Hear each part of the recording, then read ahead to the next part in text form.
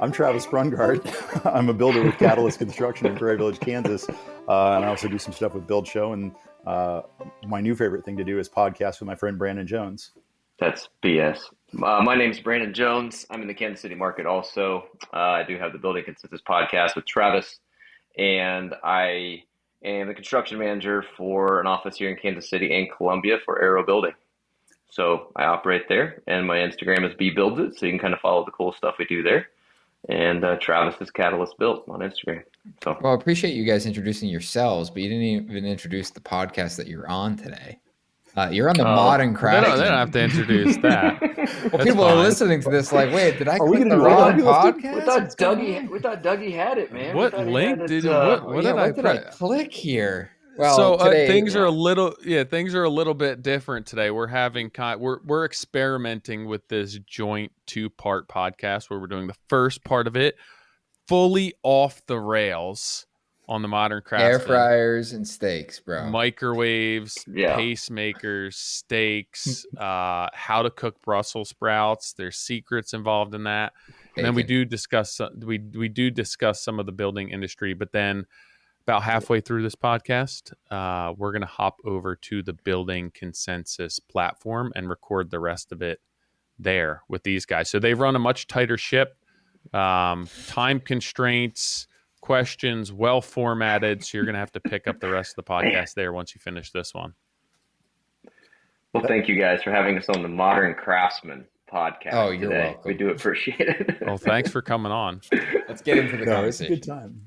Imagine the possibilities when you can offer your clients more than just walls and windows. With Andersen, you're not just building a structure, you're crafting an experience that connects people to the world beyond their walls.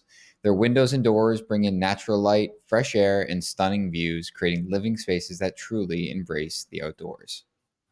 Whether it's an expansive glass door that opens to a patio or floor-to-ceiling windows that frame a breathtaking landscape, Andersen products provide the flexibility and performance you need. They're designed to withstand the elements while offering unmatched beauty and functionality. Refine the boundaries of living spaces by choosing Andersen Windows and Doors and give your clients the luxury of living beyond their walls. Stay ahead of the curve this year with top insights and data from your top construction pros around the world. The Association of Professional Builders has just released their highly anticipated 2024 State of Residential Construction Industry Report, and Buildertrend is giving you a free copy. Gain valuable insights, trends, and forecasts to elevate your business strategies from sales and marketing, operations and financials. You'll see what other builders are doing right, wrong, and where your company stands in comparison. Don't miss out on this exclusive opportunity to revolutionize your approach to construction. Visit buildertrend.com/APB now and get your hands on the report that will shape the future of your business. Skylights are a surprising way to add interest to a home, and we hear that homeowners are so happy after installing Velux skylights that they wish they installed more. Velux's cut, place, and seal installation makes it easy to add natural light to your build. And innovative technology, including built-in rain sensors, solar power, and 3 layers of leak protection, makes skylights a great addition to any project. Yeah, most builders agree that they're even easier to install than a vertical window while still creating an impressive space. Visit veluxusa.com/remodeler to learn more about their industry-leading installation and warranty. What's up, Brandon? Hey guys, sorry man. Were you on the Google I was in Meet? there and it was. I went that way first, Yeah. and then I had a brain fart on the StreamYard app, and then whatever. Kids are probably running video games upstairs and dialing into my data. I have no idea. There's no way they're dialing in. Come on. Did I ever tell you that when somebody uses the microwave in my house, the Wi-Fi stops working? Well, that's because that microwave is probably old. I don't think it is that old. I mean, it's not new, but like, has microwave technology changed in the past 5 years that like it would affect your Wi-Fi? No. It does make my pacemaker act up. Brandon, he just turned the microwave Brandon on. is so convinced. No, absolutely not. Microwave technology has remained the same. This requires a deep dive. This is what the episode should be. We're reviewing microwaves from 1997 to 2004. Dude, I remember. Seriously though, my pacemaker like hicks up it starts acting up every time they turn the microwave on. Dude, we had one of those. Go ahead, Brandon. You guys ever see Harry Mack, like the guy that like raps Yeah. online? Yeah. Like if you look at our 4 cameras right now, Nick's camera is Harry Mack's camera when he's like encroaching on everybody else's shit at 11 o'clock at night. You know, that's like my video versus his video is Harry Mack versus the rest of the world. Because this has been such a point of contention for me. Like my camera has like ever since I moved has been terrible, and now what are those for? Huh? Oh, I have cotton balls because my forehead is shining. He said. Oh, you're fine. Like your bronzer looks amazing. Yeah, you're doing a great job. Oh, there you go. Let's make a clip out of this, Doug. Let's put this on. You gotta get powder, dude. I know, apparently. But my camera's been terrible, so he literally just set up like pro lighting, and he was like, "Now it looks good." I'm like, I can't keep my office like this. It looks good. But yeah, I love Harry Mack's videos, and most of them open up like, "Dude, your camera's so good." He's like, yeah, I don't know who he is. I gotta look him up. Oh, he's like, give me 3 words and I'll rap about them. And people give him like 3 random words. Impromptu rap on whatever you get, but his camera is always like on point. Yeah. Dude, we had one of those like old school microwaves growing up. And, like the thing was huge and it had like the fake wood veneer on it. And I'll never forget, like my parents did a substantial renovation to their house and kitchen, and they kept like everything got replaced, like top of the line appliances, like and then they put the old school microwave back in, and we had that our whole life. And it's funny to think like I've never had another microwave. Like we've never bought it. My wife and I just don't have a microwave. We don't have a need for one, and I've just never had a microwave since that one. So like my only memories are this like monster that when you turn on, it would like dim the lights for a minute in the pantry. As a builder, that's your point of reference for a microwave oven is that unit. 100%. I like it. So yeah, let's talk about microwaves. Tune in for an hour. Absolutely. Yeah. But yeah, I don't know why it kicks me off the internet. Like my kids come home from camp or school and make popcorn every day. Nice. And it's like, if you're not plugged into the internet, for the length of them making popcorn, you can do nothing. Travis wired it. That's why. Dude, Nick, I was working on the stuff for the podcast last night, and my wife comes in and starts heating up leftovers for Tilly, and it's like 3 minutes long, and I'm in the middle of editing a video, and I was like, I feel like it was such an asshole thinking back on it, but I was like, can you let me know next time you're going to use the microwave, because I don't want to lose all of these edits because my screen is completely frozen right now. And she's like, sorry. Like, all right, maybe it was bad timing. Big ask. Needy. So, last time I was on, I really wanted to just talk to Tyler about tapes. And this time we really just want to cover microwaves. I think this is a good like subgenre. You guys are going to unlock some new arenas, new realms of podcast dominance. I feel like we're all set. Oh, you've already covered it all? Okay. Well, at this point, we're all set. We have all that we need to. We can just roll with that. Fair enough. We're done. That was quick. Thanks, guys. Good episode, fellas. Have a good night. Yeah, this should do well. We're only here Nick, for what do you guys use? What do you guys use for most of your builds? Microwave drawers? Built in? No, they're built in like steam ovens and built-in microwaves. Do you think anyone uses them? Steam ovens for sure. Like steam ovens, really? Yeah. Yeah. So I think we've had clients that just only put the steam oven in because it's just, I don't know, it's like a all-in-one type thing. You can cook anything in it. It's like the air fryer now. Like right. everything can be cooked in the air fryer. I heard the other day that someone was talking about how they're like on the carnivore diet and they were talking about how they cook their steak every day. And she was saying how she takes it out of the freezer and puts it directly in the air fryer. And it cooks the steak perfect. Like I saved it on my Instagram feed because I'm like, I need to know exactly how many minutes she puts it in because I'm going to test this.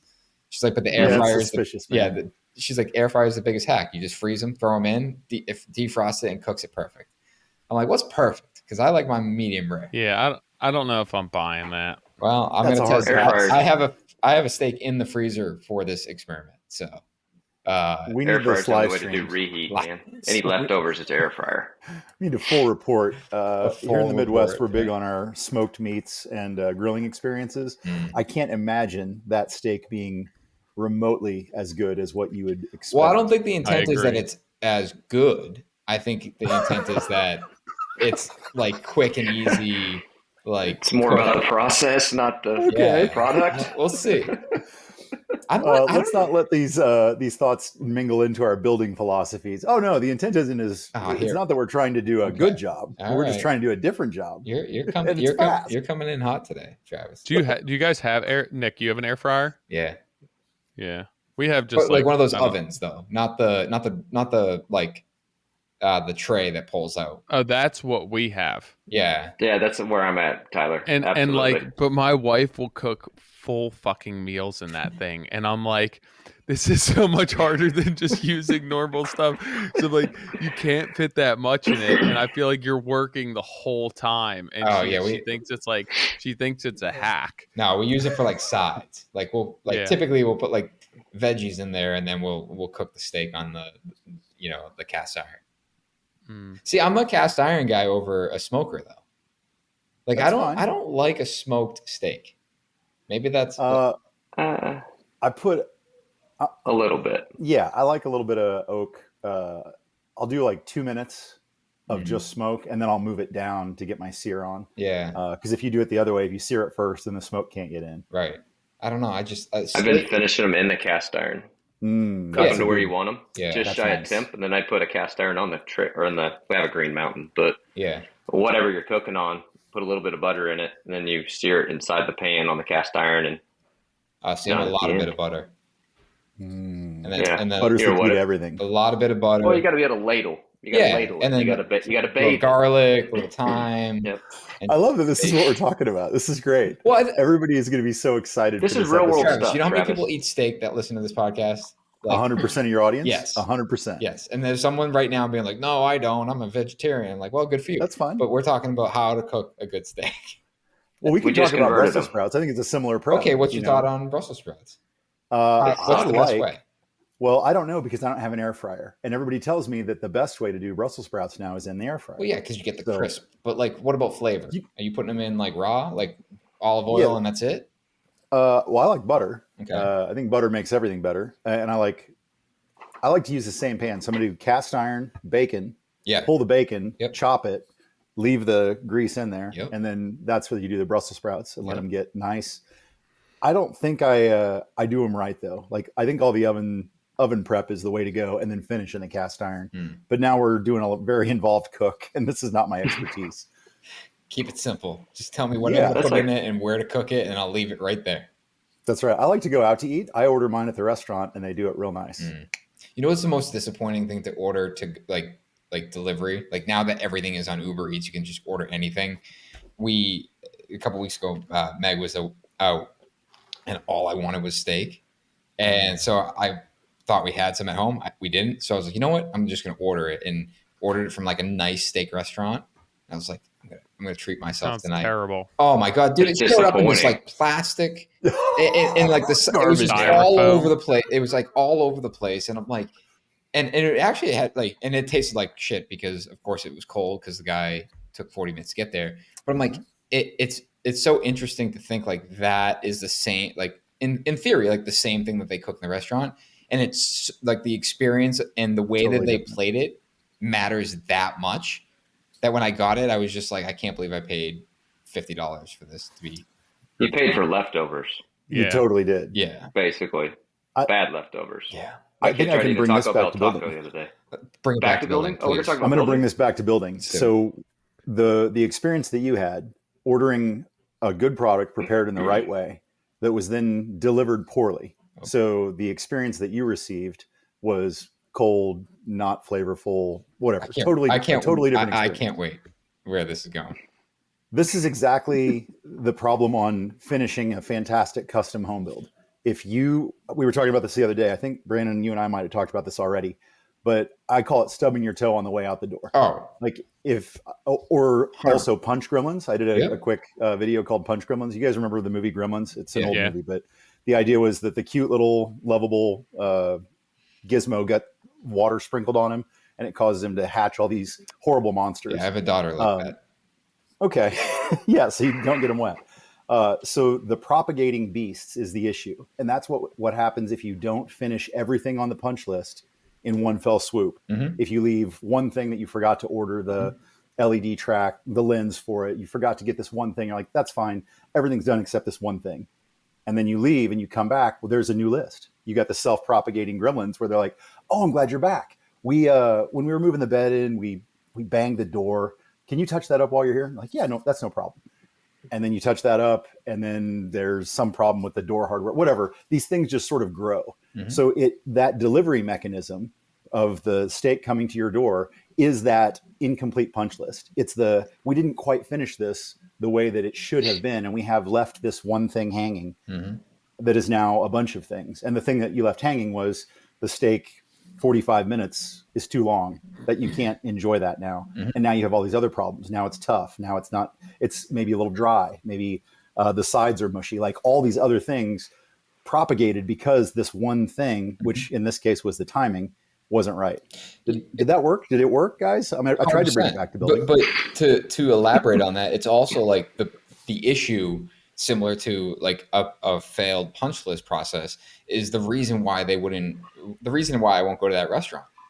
Or why I won't try the in-house dining, because like my experience is related to that, where it's like we might have had you might build a house with someone, everything's great, punch list drags, and it's kind of frustrating. I'm in that position in a project right now, and it's like, they go to build another house, or like have I lost the opportunity for a referral because like it just was this like long, unnecessarily drawn out process that it's like, yeah, I think everything else was great, but right now I'm solely focused on this part and it's not great. Yeah, that's no good. I want Punchless super friends. Like we have a really good local builders group that kind of stummed at our BS and Beer, Brandon, Stephen Delgado, and a bunch of other guys, Henry Speck, local builders, that we're all in this group together. We do like business chats and stuff. But I want Punchless super friends where like, if you've got a job that you're trying to close out, you're like, damn, if I had one more day, can you just get all your buddies to come in and just descend on the job and annihilate all the list items, deliver it like the absolute best, perfect thing that you could show your client, and then just walk away, like total walk-off shot. Everything's perfect. Walk out the door, like worth it. If we would all do that for each other, I think Punchless super friends could eliminate all of these gremlin issues and bad delivered steaks. All solved. I bring this book up all the time because it's my favorite book I've ever read. But this is directly related to like the unreasonable hospitality mentality. I don't know if you've read that book, Travis or Brandon. No, I thought for sure you're going to go Clifford and the Big Red Dog or Harold and the Purple Crayon. This is not a book I know. Tell me. What about what's the other Purple Crayon book that just came out? I read it every night to my kids, like the Creepy Crayon. It like does. I don't know that one. Wow, it does math for the kid, and like the kids are like, "What's so bad about it? It gives them A pluses." It's like, well, it's not him doing the work. My kids read to me now, so they're 7 and 10. They're beyond my ability. Yeah, nice. But the whole premise around the book is customer service, and it's actually centered around the restaurant industry. And I'm reading it, and it's an amazing book. Like I would recommend anyone to read it that deals one-on-one with clients. But there's the whole premise about how the little moments in the experience matter, like tremendously. And they go on to build this restaurant, 11 Madison Park, ends up being a Michelin star restaurant. Like it talks about that experience. And there's all these like mini examples in it. And one of the examples is like when you go to a restaurant, you walk in, your first interaction with a restaurant is typically a hostess buried in an iPad looking for who you are. And they realize that, and they're like, no more. Everything is reservation. So the night before, you're going to get the list of people, and you have until the next night to study every person that's coming in and know what they look like. And they said that they could get, 90% or something like that accurate because everyone's online. So you'd walk in and be like, hey, Travis, your table's right over here. And that's a big move. It's great. And like, I there's a lot of cues out of that he ends up relating it to different industries. But I took my wife away for the first time without the kids in a long time to a place in the Catskills last weekend. What was it called? I won't say because I'm going to bad talk it a little bit. I'll text you later. Nice. That's not fair. It's not put fair. Them on blast, Tyler. Let's go. It's not fair because they haven't responded just yet. I wrote them like an email, like, very like, hey, this is where my experience is. It was awesome. Like the place was super cool, very like super cool spot. And I had booked it months ago, and they were very specific on like, hey, you need to book the restaurant now if you want to have dinner with us. I'm like, absolutely. Like that's the part of being on this resort, like, is to stay there, not have to leave. Right. Book the restaurant. I get this text saying it's canceled. I text them. I email them like, no, sorry, we booked it for the wrong date. You're all set. 7:00 on Saturday. We'll see you then. Great. I check in on Friday. They're like, hey, welcome. Like, again, they're starting to, I'm starting to see the cues of like, they know who I am. Like they're checking me in, like they were expecting me. Everything's on point. And like, dinner tomorrow night at 8 p.m. And I'm like, great. And I didn't remember that I said 7 months ago, but they told me 8. So I'm like, great, 8. So we go the next night, and 7:50 I go in. They're like, oh, your reservation was canceled. And I'm like, wait, what? And they're like, yeah, it looks like it was canceled a while ago. I'm like, hold on. I checked in yesterday, and the host specifically said, like, you have a reservation tomorrow night at 8 p.m. And like, totally on us. I'm so sorry. Like, we can give you a list of restaurants to go to. And I was like, I was like, wait, that's the, like, wow. I was like, wait, it's 2 of us. Like, it's, they've already prepped all the food. I'm like, but you don't know what I'm ordering. I'm like, I'm so confused with this. And my wife is like, that's it. Like, that's an insane way to react to this situation. And they're like, do you want that list of restaurants? I'm like, absolutely not. I'm like, this, like the whole, and my point here is directly related back to the punch list. My experience up to that point was amazing. And like, and the place was great. And I would have told my friends, and it would have just been, it was awesome. And then they had the opportunity to be like, hey, it got canceled, but no worries. We're going to make it work. It's only 2 of you guys. We can make this work. But it wasn't. It was, hey, we screwed up. So instead, like, you need to go find a solution for it. And I wrote this email today, and I was like, listen, like, I want you guys to know, like, this is my experience and how, like, this played out. Like, I don't think that you handled this appropriately. Didn't get mad. Didn't write him a poor review. Like, hey, screw this place. Just like, hey, can you at least, acknowledge the fact that that's not the appropriate way to handle the situation. Can't believe you wrote an email. Why? I always have to write 2. I have to write the one that I want to say and the one that I'm actually going to be halfway tactful. I did rewrite it. I did it. Yeah. I knew I needed to at least communicate to them, because it wasn't inexpensive. And frankly, like, thankfully, Will you just look at your phone and see if it's the place that I freaking texted you or not? My bad. I'm just sitting here waiting to know. No, it's not. Oh, okay. I'll respond to you, and I'll let you. The pod within the pod. This is the cup and string passing of notes in class. What are we doing here, guys? Yeah. But it's like, I guess the importance of here, and anyone that's listening, it's like, what does this have to do with building? It is these tiny moments in the process that can make everything else that was so great, like, worthless. And, and as unfair as that might seem, it's the reality. And it's not that I look at the situation over the weekend as like, screw that place. Like, I'll never go back. Like, they could respond and take full ownership. And that might make me feel as though, like, all right, I appreciate you taking ownership, and give them another shot. Like that, like, for all I know, the person that communicated to me that they couldn't take, like, was brand new and didn't know how to handle the situation, and thought that she was doing the right thing by offering a curated list of great restaurants. Like, there's so many factors to it. But if they responded with like, hey, next time you come, if this happens again, we can give you a list of restaurants. They offered to give me free breakfast, and I declined that because we were just done with the situation. And I was like, I'm actually kind of mad, because I would have ate like 3 breakfasts that morning, but I don't know. Like the point being is like it's so important to fulfill the entirety of your commitment. And that's not just for you and the customer, but that's your trade in you, right? That's your guys in you. It's like we put all of this effort, especially in the beginning, to do our job and be really good at it. It's like my role. Like I'm super excited when I'm chasing a new job, and then I sell the job. I'm like on cloud 9, and then we get into the design. I'm still up there, and then we get into construction, and I'm there, but I'm fizzling out. And then we get to the punch list. I'm like, yeah, I have to focus on something else now. And and it's like, to your point, like you need that horsepower all the way through to literally the very, very end. I'm still over here wondering what they did for dinner actually.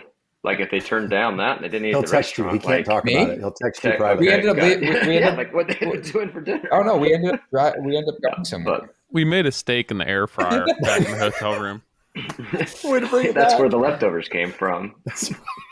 Yeah, I've said a lot. I mean, truthfully, about, we end up at an amazing restaurant for what it's worth, and if I could remember the name of it, I would recommend it. But yeah, Tyler's sending some guesses.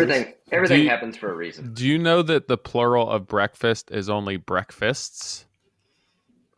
Verse 1. Do you know Instead that? of breakfasts? Breakfasts. It's like joist. Yeah, it's just breakfasts. Joist, not joisteses. No, we have deers in our backyard right now. Yeah. I mean, I think I knew that. It's just breakfasts. You do now. I do. I've said for a long time, attaboys like go away very quickly with one-off shit. You know, I just tell the guys, I'm like, that's all they remember, really. You know, you can get pat on the backs for 5 months, a year, 2 years, and then if it's wherever it's at, the shits is kind of what they remember, especially at the end. Unfortunately, yeah. No matter how well it went or how on the successful. other end of the stick too, I think that it's those opportunities that like you could have had a mediocre experience and then ran into that, and if they would have made right on it, it could have changed your perspective of the entire thing. Like it's definitely not how you start, it's how you finish. And then it's the same thing for me where it's like controlling the process, controlling the team, controlling the build, because you're only as good as your weakest link, whether it is due to product, partners, vendors, subcontractors, your own team, whatever it is. Like it's only as good as the weakest link within that entire system, and just controlling that and ensuring that you're putting your best foot forward, I think is really important, because one thing can really sully and tarnish the entire project for a customer. Absolutely true. I used to think my mindset changed when we went to cost plus, and not really. We still do some lump sum if it's a smaller, easy project to bid. But I used to feel like deflated, like Nick was just describing different portions. But like after you've built, let's say 90-something% of a job and you get towards the end, like it's like, where's that next big $50,000, $100,000, $200,000 check for the next big project versus like, we're just on the tail end of table scraps here to finish. Yeah. In your brain, at least mine there for a long time, went that way. Now that we're cost plus, like the reward is always worth the ratio of work left, I think. And so it's, for me, mindset wise, that's helped me a lot being It's a great point, just in a billing cycle change, you know, versus lump. A lot of our projects end up running over because you get into other work or they add you're here, let's go ahead and do that extra 20K or 10 or whatever. But that you fizzle out a little bit if you just can't keep your brain interested or can't keep, you know, the new and shiny kind of. And not to mention the fact that, like, you know, when you get to that point in the billing period, you know, it gets, regardless if you're lump sum or cost plus, like you have such a small amount of work left where it's like, I'd rather just not get paid and just move on. And I'm not saying like that's how any of the four of us operate, but like that is very much a thing in the industry where it's like, you know what, like, you know, whatever, I won't bill you for the last $5,000, find someone else to figure it out. Because it costs that contractor more money to go and actually execute the work. the real cost So of that's bandwidth and schedule disruption and resource allocation, mobilization, the real cost of that, we could never bill for in an appropriate way for that amount of disruption at the tail end of a job, especially as you're literally, for most of us, trying to ramp up and start new projects. It's a stick in the bicycle spokes of your company. Like you are going over the bars and you just have to decide if you're going to put your hands out and break your wrist or lose your teeth. It's a bad way to go. And I think like from a scheduling perspective, you know, one of the things we talk about, especially for a site super, our supers are dedicated to one job from beginning to end. And we keep talking about out loud just to make sure, you know, really just to hold ourselves accountable. But when a super finishes a job, they finish a job, and the intent is for them to have 4 weeks, a month, to basically digest the next job before they actually get on site, or whether they're on the job site, but they have a full month to get up to speed, and that can be difficult to plan for, but and also pay for. But where, you know, we're basically convincing ourselves, saying if we give a super a month to actually digest the project and plan for a project before they get thrown into quote unquote the fire, that realistically we should have a more successful outcome. I think there's something to that, man. I think there's brilliance there, because when you said earlier about the book that you're reading and, you know, the hostess or host memorizing the faces and the names, I was like, that amount of prep really leads to obviously that much better outcome. If you're doing that on the building side, that amount of prep, I think of a job that I had, my first like production builder, like project, my real project management job. We had one project manager in the company who was in a subdivision that was not active at all. Very small amount of work going, like 1 or 2 houses maybe. And then he was waiting for this next thing to pop. And then he was going to build all these houses. But like 3 months went by and he punched that house, and then that house was done and he had nothing. He was just sitting in his office reading the same set of prints every day. And the rest of the company, we're all, you know, making jokes about, oh, you're going to read the ink off of those pages, Jack. You got to be careful with that print. Ain't going to be nothing left when it's time to build it. But when he did get started, he hit the ground running because he knew that plan inside and out. And that's the space that you're creating. Your team can now walk into a build and not be surprised by, oh, that detail on the next page, I wasn't there yet.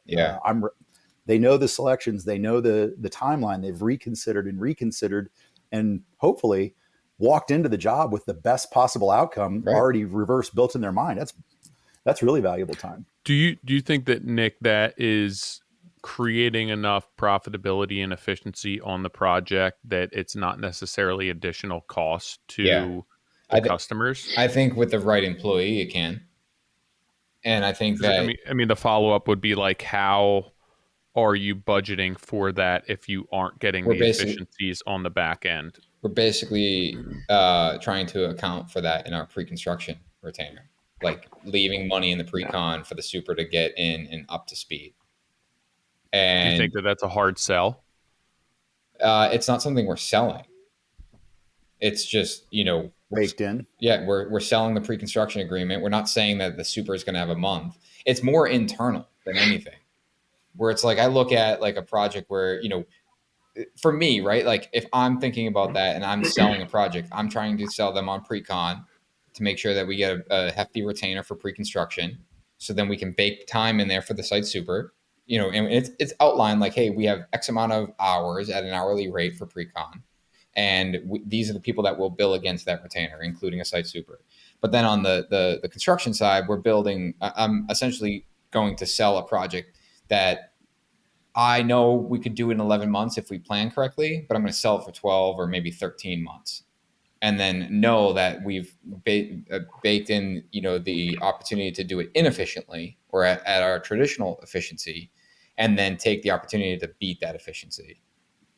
So it's not, it sounds way more polished than it truly is, like as most of what we talk about is, but that's, you know, that is the intent. And really, like, I remember I had a super a couple of years ago, and I remember getting on a job, and they were framing, and I'm like, dude, like, what about XYZ, like that detail here? And he's like, oh, I missed that. Maybe I said it out, I don't know if I said it out loud or not, but it's like, how did you miss that? And I had been looking at those drawings for 10 months because I was in pre-construction. I was pricing it. I was helping them get to a budget, and he had been on the site for 2 weeks. And he was basically like, hey, here's a set of prints, go demo the place, learn everything you can about the prints, and execute. And that's just it's not the right way to do it. And we all know that. Like we all, like, if we sit down and ask the question, like we know that they need, like everyone needs time to digest these projects, but we're oftentimes faced with the pressure of, you need to get this done. The schedule is a schedule, and it's, and a lot of that is self-induced too. Brad talks about it a lot, where it's like, just because I have a building permit doesn't mean I can start construction. And he tries to be very upfront about that. It's like, we're gonna have 60 to 90 days after we get a building permit, because here's all the things that we need to do in order to be ready to start.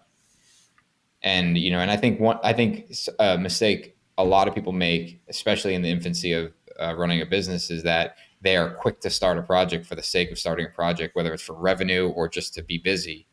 And then you have these lags in time where it's like you go and demo, and then you can bill them for demo, but then you really can't do much after that because the design's not done. Yeah. And then you pressure. That's how we started selling Precon. Yeah. Yeah. You pressure the architect. You do it now or pay for it double later during the course. Yeah. Brandon, it's funny. Like I think about Precon, for example, and I wish there was a way to A/B test that, where it's like, hey, let's do a project that has Precon and let's do one that doesn't have Precon. Because for us, we're typically, like, our big projects, we're getting $50,000 retainer on Precon. So if I tell a client $50,000, that's a lot of money. But I have to, in some way, communicate to them, like, if you spend $50,000 now for us to work through Precon, you won't spend $100,000 later because we didn't do it. But you can't. But then there's also accountability there, because when the fuck ups come, it's like, all right, we have to own this at this point because they did invest that much. Right. So you have to make sure that you have all of your processes and systems, your T's crossed and your I's dotted. Not every Precon's the same level, I don't think, though, either, right? I got a client right now, like, until the wall's up and she can physically tape on the wall what goes next, she cannot see it if you give her too many options. So I think at the beginning, well, back to like a plan set. Yeah, like, I'm in KC. Some of my plan sets are 10 pages. The same plan set for Trav, 30 minutes north of me, may be 40 pages. It just depends on what level. Is it defining every SKU number for every tile, or is it, I think that's defined, but you're absolutely right. If you F up, you just got to own up that you F'd up, and the hours go where the hours go. So then when you were looking at Precon and when you were entertaining Precon, is it a case-by-case basis for every project? Are there certain non-negotiables that you demand for those projects? Like, how are you judging how much you're charging for Precon? Precon, we kind of figure on the back end for us, like a rate associated to encompass fuel, overhead, the normal stuff, right? I don't think that we really make money, I would say, at Precon. It definitely covers our cost. And because of waiting, we've had several projects here lately that have fallen off, that the homeowner, maybe they got divorced or maybe moved or maybe whatever. And then we're not carrying that if we do that, let's say 10 times a year, and all those projects didn't go to fruition, because we're trying to do the Precon, and then they may not start for 3, 4, 5, 6 months, maybe. But we just quantify, I sit with the PM and think about, we just walked one a couple hours ago. Hey, how many hours do you think it would take to do this? I figured my time, and we come with a lump sum. Yeah. So yes, per case scenario, it's not a flat fee.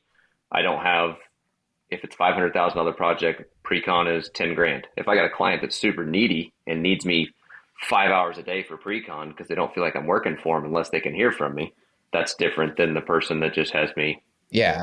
I mean, I think that's go do my thing and know I'm doing it. Yeah. That's the way, like, we share our Precon agreement on the Modern Craftsman site.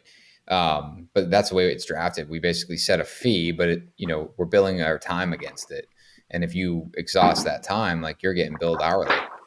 Well, yeah, that, like, each customer is different. And I guess even asking like the next follow-up question to that would be like, why do you intend to get your Precon to a point that you're making money off of it and it's not just protecting you? Because I think that would be the end goal for me, or at least working towards that, because my Precon went from skin in the game to covering my costs to now I'm spending so much time on this, it's taking me away from other tasks that make me a certain amount of money. So if this isn't making me that much or more, why am I doing it? Like the protection isn't enough for me. So it's gotten to a point where it's like, hey, if we're going to handle this, it needs to make us at least our rate as a company. Whether you're performing the work or just doing the paper pushing, we'll call it. Yeah, because it's like, if not, why are we offering that internally if that's not how we make money? And I get it's to protect you and everything else, but it's like, if you just focused on the work and landing the jobs and paid somebody else to do that, however you need to structure that, like, is it worth enough of your time to be pulling yourself away from the jobs that are paying you the rate that makes you the money that you need to as a business? I can go both ways on this, because I think there's a world where the Precon can be a business in itself, right? Like people pay for this, where it's like, hey, I want to renovate or I want to build a house and I just don't know where consulting to start. essentially. Yeah, you're consulting, and there's third-party consultants that help put together project teams, and like whether it's an owner rep or whatever, right? But I do think, and this is how I feel, we look at construction in kind of three verticals: post-construction, pre-construction, construction, post-construction.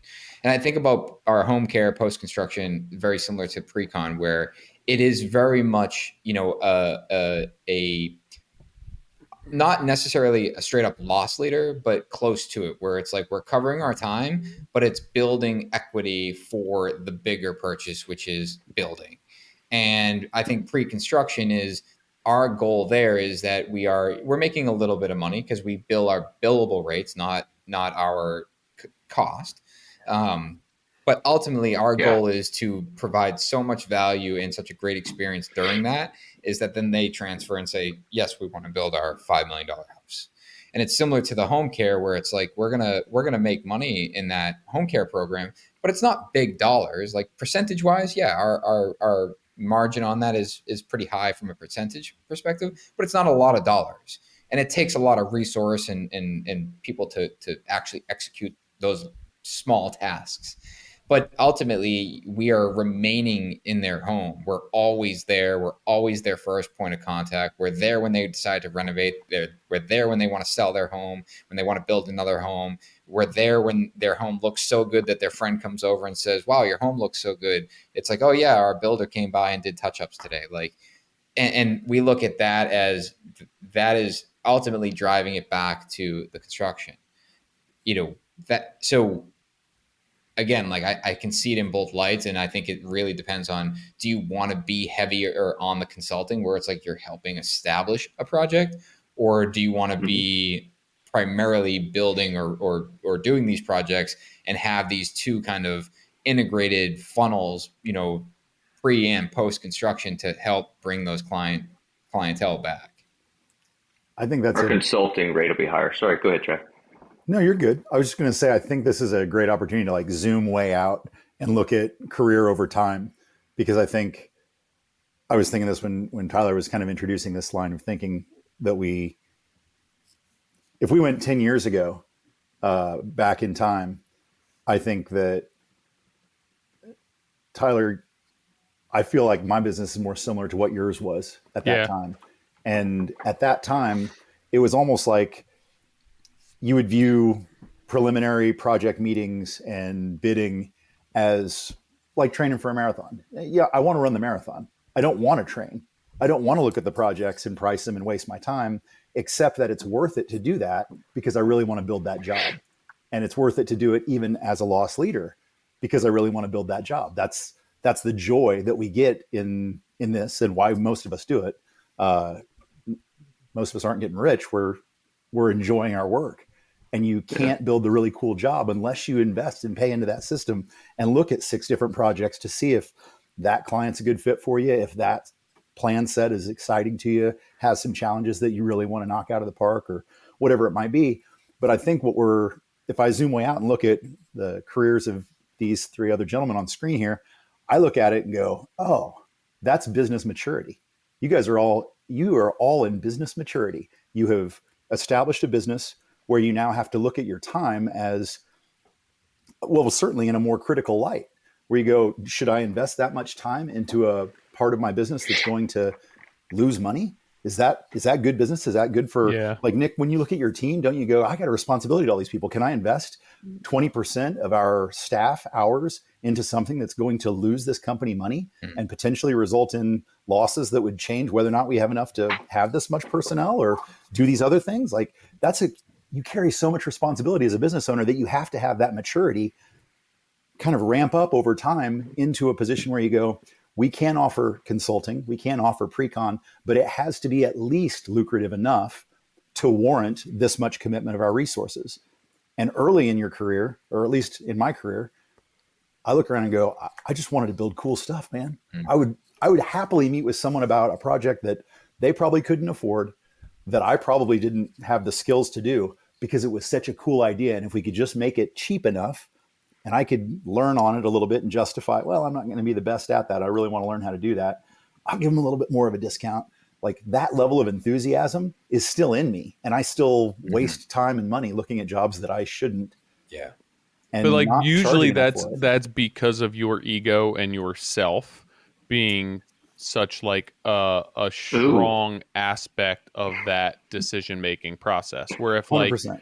if you hired somebody to overlook your business and just look at the numbers, they'd be like, yeah, no, absolutely not. That makes zero sense. Yeah. But like, you're looking at it as, this would be a really cool project because you get to do cool shit. But from a numbers perspective, it doesn't really make that much sense. I also think, like, the other thing, like, if you want to zoom out even bigger picture, is, are we just prolonging and like perpetuating the issues that are within our industry? And like, I wasn't in business 20 years ago.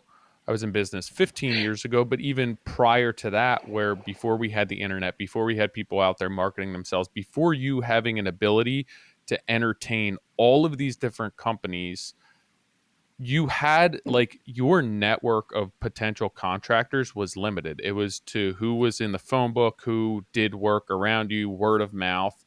And I don't think that it was quite as easy to get a hold of or find as many contractors who you want to just bid your work. And like, I don't think, like, I think that moving forward, it should be like, yeah, you want to do a project, you should hire a consultant or hire a company that offers that to do pre-con to build your project.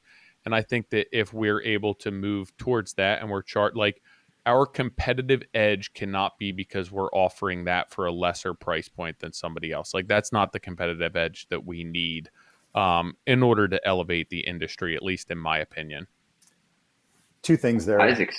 Go ahead. I was going to say, Isaac today on a job, one of our PMs said, he was like, we actually do some vendor work. We're a subcontractor for a company here in town that we do all their detached structures, things like that. But anyway, he was saying, we're working for professionals. A lot of our clientele are at a price point.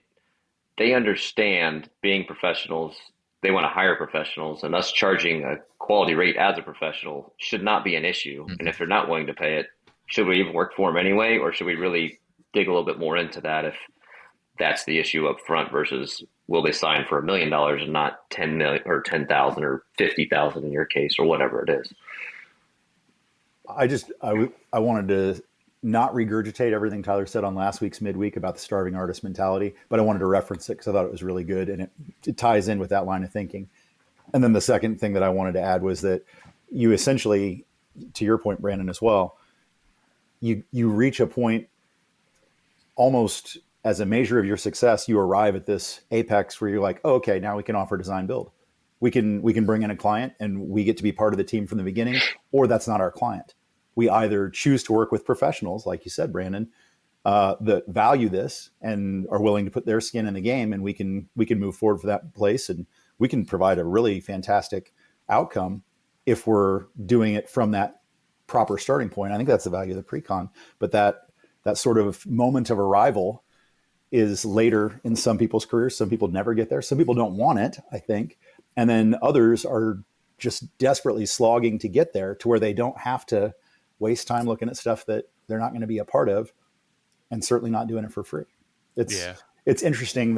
In my mind, it's interesting the timeline that everyone's business and career in the trades takes, and to see where people are at and where they're going is it's kind of a fun little bit of perspective. I think that so many people feel or have like possess that imposter syndrome to a certain point in their career where they are all of a sudden they understand their value, and it's not because they're conceding so many like assets within their company where we do this for less expensive, or we don't have the overhead, or we can do the design for free, where like that's your foot in the door, and you get to a point where you're like, hey, I can also do nice work, I can serve my customers well, I know what I am, I know what I am not, and you understand your client. And I think that at that point you're willing to sell jobs based on what you do well and like your value within the industry, rather than just offering competitive advantages to get your foot in the door. Which, like, I don't know, maybe you just also, like, I didn't realize that for a long time. Like I thought what I was bringing and what I was bringing to the table was something very different than what I should have been. I think that kind of kept me in the same market for longer than I should have. Well, I think what you just said, Tyler, like a lot of gimmicks, the same market, like that is ultimately like, there, like you're absolutely right. Like a lot of what we do is ego driven. Like we want to do great work for the sake of doing great work and be extra with our details. And like I'm a product of that. I constantly push details that no one gives a shit about, but I'll talk about them. I'll create a video on them, and I will do them over and over and over. And it's primarily to feed my ego. Like I know that, but there's also the part of it where it's like, sure, I could do less and make more money, but I am looking at it as, well, I'm going to continue to do more and overinvest and lose money for the sake of doing something better for the client, in hopes that eventually only the clientele that value it and will pay for it will hire me. Yes. And I think that's where a lot of us fall, is like, we're not doing it because we want this particular person to have a better, like your pocket door example, Tyler, that you've talked about on the podcast. Yeah. Like you didn't put the pocket door in there because ultimately you wanted her to have a nicer pocket door. You put it in there because you were trying to elevate your standard of what you do in hopes that the next client values that, and that becomes the selling feature. And it's this constant ladder of like growing. And I think that, because this is such a romantic industry, and like we're all romantics in terms of like how we approach things, that ladder just like for a lot of us never stops, and it becomes like we've done the craziest job ever, and then it's the next one, it's like, let's get crazier. It's like, why not just be really good at that level of crazy, and then now figure out a way to be more and more profitable. And I think that's what a lot of us deal with, is like, no, we've done that, now we want to do something better, we want to do something crazy, we want to do a better, like a more interesting detail. And it's just this this evolution of where the goalpost is. So like, what's your, and this question goes for everyone, Travis and Brandon as well, like, as if you're working for somebody, what do you feel is the responsibility or the obligation of that business owner? Or if you own your own company, what's your responsibility and obligation to your employees to treat them well and appropriately? Because I think, and I look at all of the concessions, and like, I don't have full-time employees. I have at points in my career, but like, I gave more shit away to my customers than I ever did to my employees.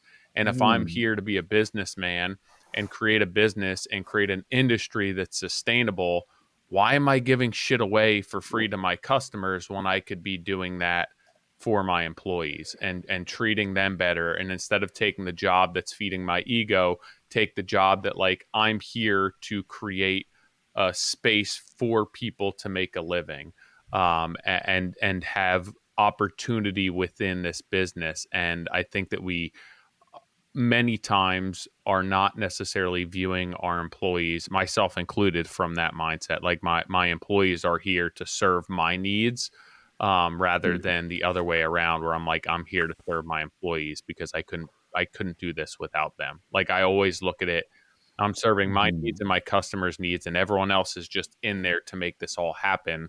Where I think that I probably should be giving more to my employees and the people who work for me. Absolutely. I don't want it to be an either or. It's a yes and, right? Like, your job one is serve the client, because if you don't serve the client, then you don't need to be there. That's what they hired you for. And if the staff is not taken care of, they're going to find somewhere else to be. They're not going to continue to support you. So you got to take care of them. But if we're talking about prioritizing and, to your point, giving shit away, I agree. I mean, I've had similar stories. Plenty of clients who made off with the bag while my crew and I were not as well taken care of as we should have been. Through negligence on my part, failure to set up a business that would serve them as well as it should. And there's a responsibility there for sure. But I don't think it's an either or. I do think it's a yes and, because to Nick's point, the romanticism of what we do, the reason that you guys are craftsmen and not the modern businessman, even though you are both obviously very capable businessmen, the romanticism in what we do, the ability to take something that didn't exist and create it in a place to serve a need, that joy only comes with serving the client, right? I mean, I built my daughter a really sweet window seat last weekend, and that was the most fun I've had building anything in a long time, because she really likes it. But if she didn't like it, all the fun that I had cutting and putting the drawer boxes together and installing in her room would all have just been dashed. If she didn't like it, I'd have been like, what a waste of time. I can't believe I wasted that whole weekend. You ungrateful little jerk. Right? But that's what my point is, that the client has to enjoy it. Like, we're trying to be people pleasers here. And realistically, our crew has to feel some of that as well. They can't just be there for the dollar, or they wouldn't be on our crew. And then that creates a reciprocity where you're like, oh, well, this guy's in it with me. I want to make sure that he's taken care of. He needs those new tools. We're going to do tool allowance at the end of the quarter, guys. What do we need? Oh, framing gun, whatever. Like, all those things that get to be value adds to the client in terms of delivering a better outcome trickle down. Oh, I can't believe I said that. Trickle down's bad. I think, isn't that a hot button word? Like, in the political season, if you start referencing politically charged phrases from the past, you've aligned yourself with a party that I'm a registered independent. I don't want any trouble, people. I'm just here to make. I didn't make the association, but I'm going to look it up right now. It's I think it's a Reaganomics reference, and I think it was a failed economic policy whereby corporate greed ran rampant for a few decades. I'm pretty sure that's how that worked. I'm not only a few decades. Just a few decades. Yeah. It's not that big a deal. Don't worry about it. It's gone now. Right. I think we've moved on from corporate greed. I think that's all in the past. Yeah, of course. I totally lost my train of thought, but the gist of it was probably there, and I've probably restated it 3 times because that's my move, right, Brandon? Yeah, I do a two-way street. Well, and as you guys should know, Travis usually keeps me on task. Like, I'm squirrel and I'm over wherever. Something shiny went by. Yes, but the two-way street for my guys too, like when they're asking for the raise at the end of the year or want to have that conversation, it's like, hey, remember when we cut those $1,000 posts and we didn't spend the extra 2 minutes and we had to order an extra post? Well, you just spent 1-2 months worth of raise. So I run that street both ways. Like, it's reciprocity, but I try to keep them out in front. Like you said, we can't do it without them. We hired them. Yeah. We asked them to come do something with us, not for us per se. But at the same time, that street's got to drive both directions. You know, like, there's a lot of things that are done during the course of the year that if a few minutes of thinking would have happened, everybody gets raised at the end of the year. Everybody gets a bonus, or everything is just gravy. But if you're not the business owner, sometimes that view is very hard to take in when it's day by day, hour by hour, clock in by clock out. So where's that line, or are you able to actually delineate that line between this is unavoidable throughout the course of the year, averaging across all the jobs. And this is a unique issue that's one-off that we're not going to experience again when you're looking to be budgeting for projects and employees and everything else. Because like I've gotten to the point just speaking to other people, not necessarily through my own experience, and then like looking at my customers and what they do for a living and what my siblings do for a living and how so many people screw so much shit up in every other industry and career, and everyone gets paid for it. You know, like the tool companies and Home Depot, like you think that the price of the equipment that walks out the doors and doesn't get paid for is not built into the price that you're paying when you go into that place. So like how much of those mistakes should be like the responsibility or the cost of our customers, the cost of us being the liability, the risk of being in business throughout the year versus something that we look at as, hey, you didn't get a bonus because of this, and this. Like, is there a way to delineate that or quantify that, hey, this is unavoidable in business. This shit's just going to happen. Yes. You know, it just seems only fair. That like, we're living in an imperfect world. People make mistakes, sometimes the more expensive mistakes, but like to assume that a job's going to go without hiccup for the entire course of the project, or that, you know, as we budget for a year, it's not going to cost us money, or that our customers, like throughout the lifespan of us being in business, should not be bearing the cost of those mistakes. You can only manage so much. You can only control so much. And it's the world that we live in. And I can't imagine that other companies are not accounting for that at some sort of level. We eat some. Good. Okay, I was gonna say we eat some of that. I think for example, like some of the stuff that Nick's probably doing, you may have some items that you're there one-off, that the complexity or the cost of that is associated to the value that you're going to make with it. So if you mess up there, that's covered in that cost, maybe. Like you said, though, you got to own up to it. If it's something that's like, hey, we'll flat out tell the client, we haven't done this before, or you pick something out that I don't know anybody that's made it before, and I don't know how long it's going to take. We think it's going to take 150 hours. It may take 140. It may take 170. And we may have to burn a little bit of material footage or whatever to get that done appropriately. We're also very fair, probably too fair, my wife says, with our clients sometimes. Like this winter, we had some jobs that were outside. The guys wanted to work, and our clients, I had a client that was like, man, they've been out there for 8 hours and they got 4 hours worth of work done. Yeah. It's like, yeah, but they're getting something done, but it's 0 outside and there's a burn barrel going. Like, so I paid those guys hours for the rest of the week because they, like Travis said, you got to feed the family, or I feel responsibility there to take care of that.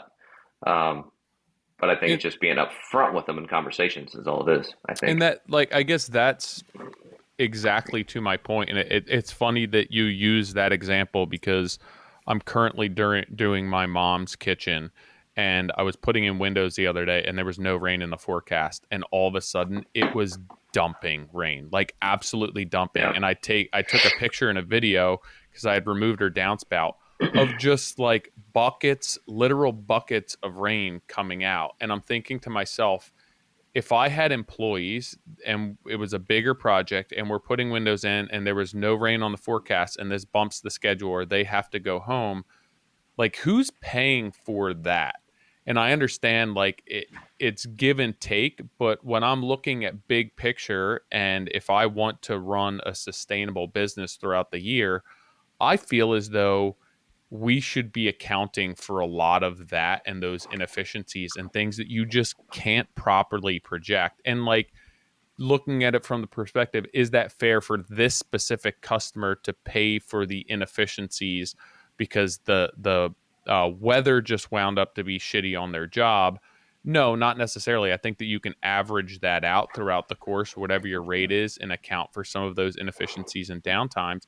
But it's the same thing that you're saying. Like, is that on you as a business owner to pay for, or should we be somehow quantifying that to spread that across all of our projects so that it's not necessarily costing us money? It's our customers and the people who are hiring us to do the work who are going to pay for that throughout the duration of the year.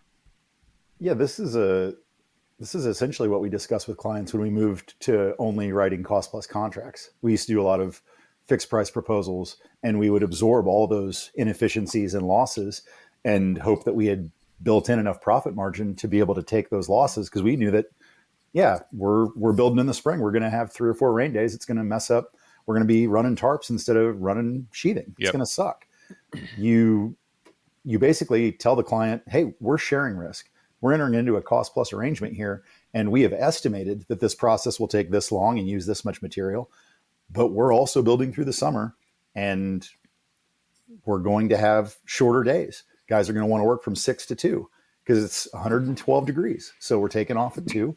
You're going to get 8 days of production for every 10 days of calendar work. And it's going to add 2 days to your duration for each of these months. And that's part of your loss because you want the house and you want us to build it. And this is when you want it.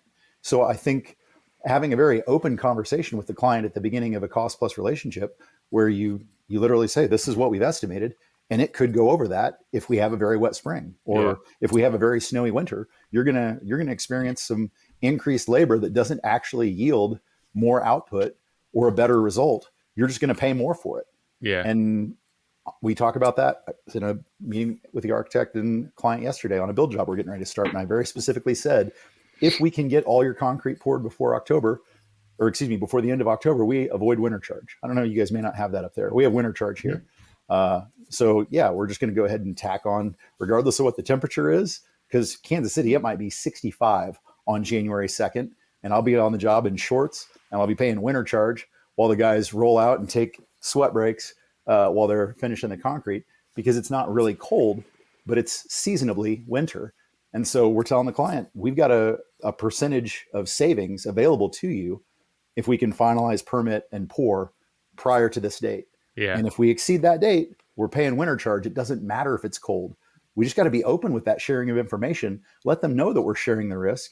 And then if they want it real bad, they'll get it real bad. You want it done right now? Well, we're going to pay to move heaven and earth, and it's going to cost more. You want to wait until the schedule's more reasonable? Maybe you save money. It's a game. That's part of that, like, maturation as well as a business owner, as a human being, where it's like, early in your career, that conversation probably wouldn't happen because you would be afraid that they were going to walk away. 100%. And you're at the point now where it's like, okay, I understand that I bring other things to the table rather than only exposing myself to the risk throughout this job. And I need a customer who's willing to accept some of that risk, being that it's their project too. And like, now understanding that this is, now understanding that this is my ideal client and this is the value that I bring to the table.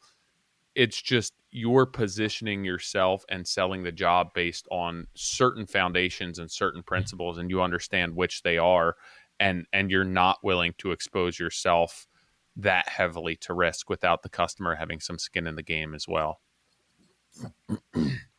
That's it's incredible to see how much has changed over a certain amount of time invested in the trades and in the business, to how you operate differently and how you're unwilling to basically absorb a lot of those expenses, costs, and potential risk for customers because you did it for so many years and it just didn't serve you. So, I think we've finally been doing it long enough that we're getting to where we lay that out different, to where I don't care about that so much. Like, now we're just, here's the way it is. Not like it has to be this way, not shoving it down their throat, but hey, Gray, what's up, dude? And anyway, But so now we're just passing those leads on to the guys and girls who are just getting into the industry, who that's like their advantage is that they're willing to do all of that crap that we aren't. There's always somebody else that's going to be behind us. There's always somebody with a different magnet on the side of the truck that'll pick up whatever you don't want. And I'm not saying that's the way we go in mindset wise with it, but yeah, for sure. There's, we're more rigid in certain ways. Like, here's the things we won't delineate from. And then, like you said, passing risk or associating it, which mostly, again, I think was just conversations. And bye, Gray.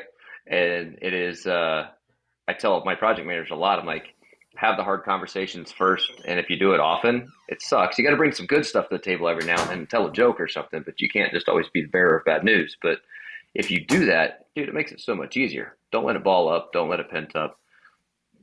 Break it out in pieces. And it's, I think, in the grand scheme of a project, good, bad, win, it's, a plus for me anyway. Yeah. So, as per instructions from the production team at Modern Craftsman, we are supposed to read that. I'm not reading anything. We are supposed to switch from the Modern Craftsman podcast to the Building Consensus podcast.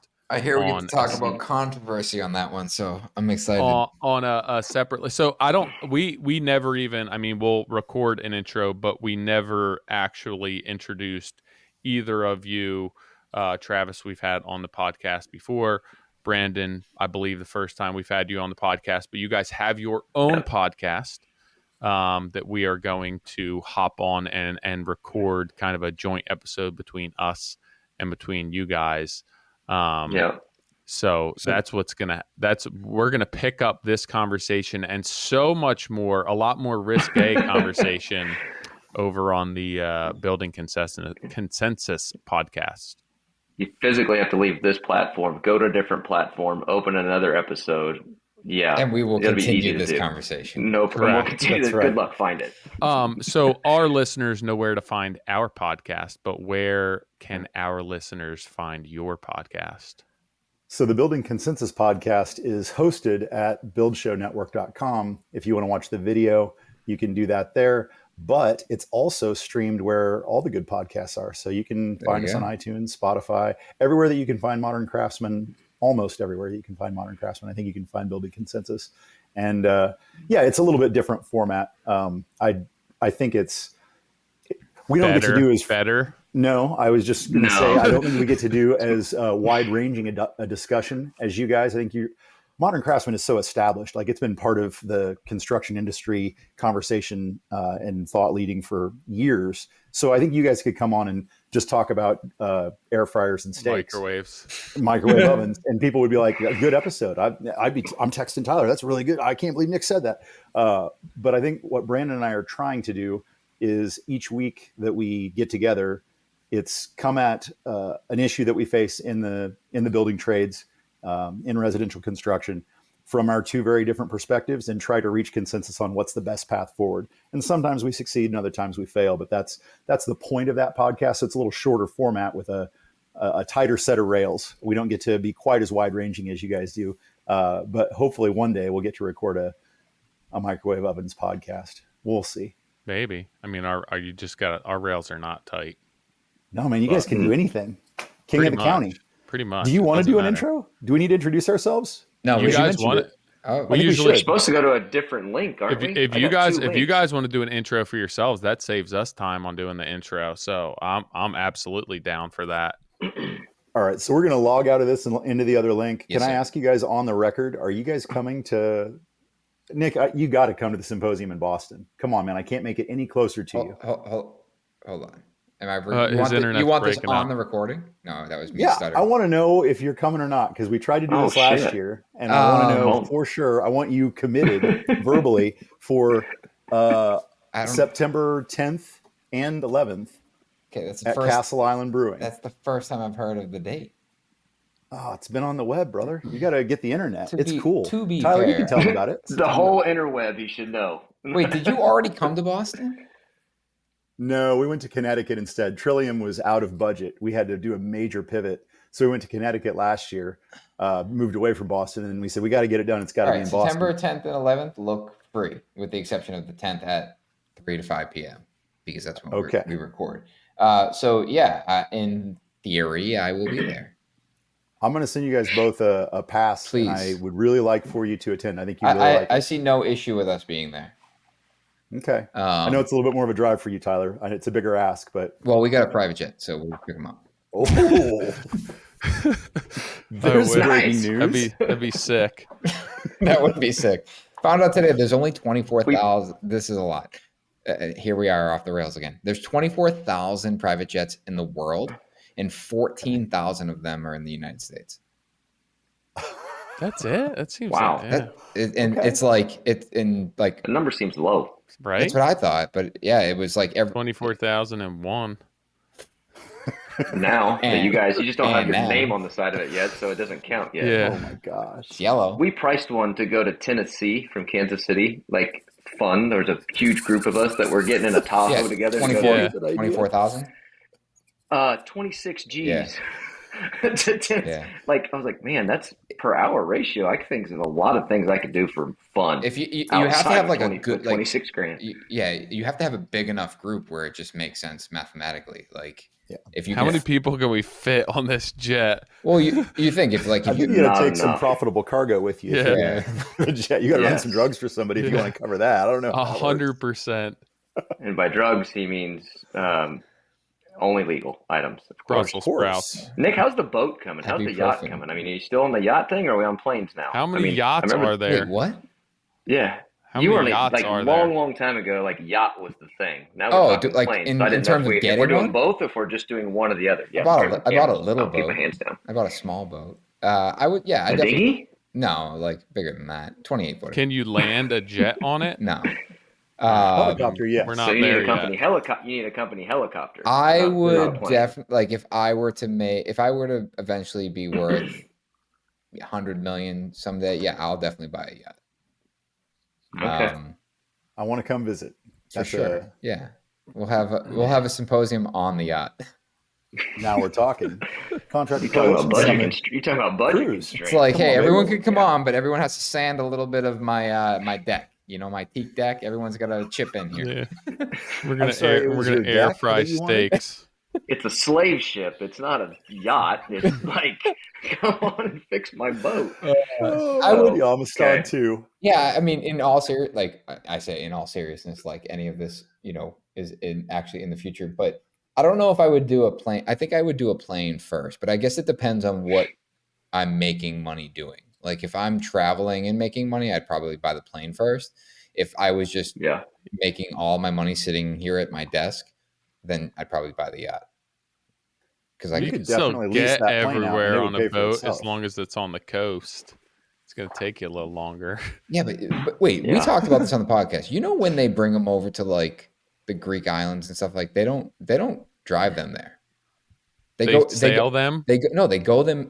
the yachts in a yacht carrier. It's basically a container ship. Look it up. I swear to God. It's basically a container ship that they take all the containers out and they fill the hull with all these mega yachts, and then they transport them over to Greece, like, wherever in Europe, and they unload them. And then that's a big boat. I want the boat that holds everybody else's boats and eats them like Pac-Man. That's what I want. It sounds like a big boat, but then you realize how big these container ships are, and it's like, wait. That's what I'm saying. I want the container ship. I don't want that. I want to eat all my friends' boats. Yeah. I want to haul everybody around. Yeah, you think you're a baller. Oh, we're so off the rails. I love it. Like I don't have a yacht. That'd be more my redneck style anyway. Right. More simple for me. I would get look along it up. better on a cargo look up ship. yacht carrier. And do you think they do that with planes too? Like if somebody with a private jet needs to get to the other side of the world, they just put it on a bigger plane? No, I don't think so.